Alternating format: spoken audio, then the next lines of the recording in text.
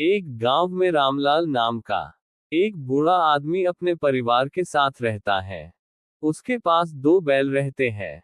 आज रामलाल सुबह सुबह खेतों पर जाने के लिए तैयार बैठा हुआ है। उसकी पत्नी भोजन बनाती और रामलाल को देती है।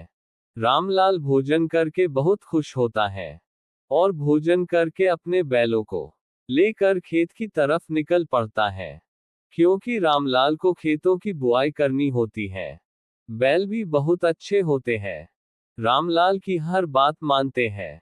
रामलाल खेत पर पहुंचकर जुताई शुरू कर देता है और जल्दी जल्दी जुताई करता है, और बैल भी हल को जल्दी जल्दी खींच रहे होते हैं।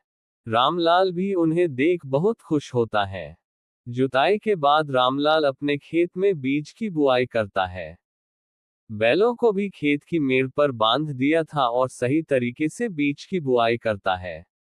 अब अगले दिन रामलाल खेत पर बने हुए मचान पर बैठकर बारिश का इंतजार करता है। खेतों की दरारें देखता है और ऊपर साफ आसमान को देखता है। ऐसे ही एक दिन मायूस बैठा हुआ था, तभी अचानक काले बादल आते हैं और बारिश होने लगती है। बारिश बहुत ही तेज होती है। देखते ही देखते रामलाल का पूरा खेत पानी से भर जाता है। अब पानी जमीन में जा चुका होता है। जो खेत पानी की वजह से सूख चुके थे, उनमें से हरे भरे धान के पौधे अंकुरित होने लगते हैं। रामलाल की फसल बहुत अच्छी होती है। वहां हाथ जोड़कर भगवान का धन्यवाद कहता है, इतनी अच्छी फसल के लिए। रामलाल अपनी फसल को कीड़ों से बचाने के लिए कीटनाशक का छिड़काव करता है, ताकि उसकी फसल कीड़ों से सुरक्षित रहे। अब ऐसे ही दिन निकल रहे होते हैं। अब रामलाल की फसल तैयार होने लगती है। धीरे धीरे धान भी सूखने लगता है। अब रामलाल की फसल तैयार हो जाती है और रामलाल व उसकी पत्नी फसल को काटते हैं। दोनों ने मिलकर फसल काट दी और धान की छोटी छोटी पुलियों का एक जगह बड़ा ढेर बना देते हैं।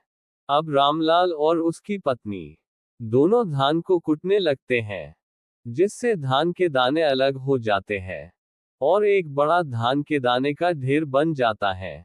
उसे देख दोनों बहुत खुश होते हैं। रामलाल और उसकी पत्नी दोनों मिलकर धान को साफ कर लेते हैं और बोरियों में भर लेते हैं और बोरियां बांध कर रख देते हैं। अगले दिन रामलाल अपनी धान की बोरियों को एक बैलगाड़ी में रखकर मंडी की तरफ निकल पड़ता है। रामलाल के बैल बहुत तेज भाग रहे थे। तभी अचानक सामने एक बड़ी नदी आ जाती है और रामलाल की बैलगाड़ी धान समेत नदी में जा गिरती है, जिसके कारण रामलाल का एक बैल और सारा धान पानी में बह जाता है।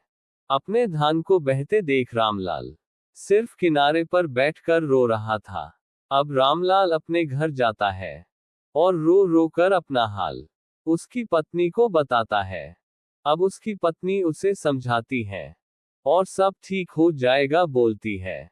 अब रात को दोनों अपने घर में खाने के लिए कुछ ढूंढते हैं, पर सभी बर्तन खाली होते हैं। दोनों खाली पेट ही सो जाते हैं। अब रात के बाद धीरे धीरे अगली सुबह होती है।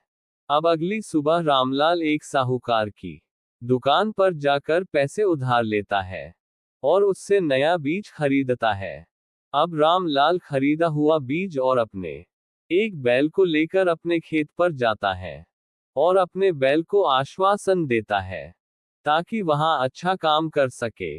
अब रामलाल खेत जोतता है।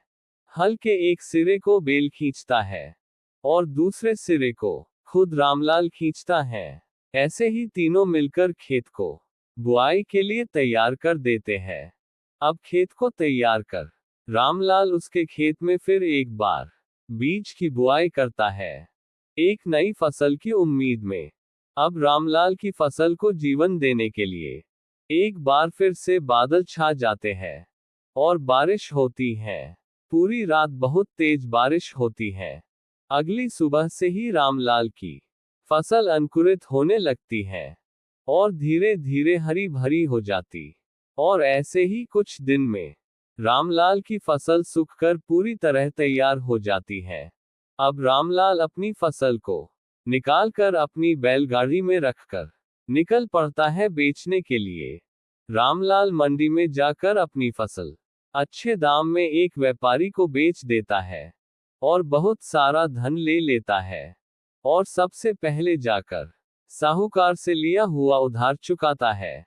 फिर अपने घर जाकर अपनी पत्नी के साथ बैठकर अच्छा भोजन खाता है, नए नए पकवान वाला।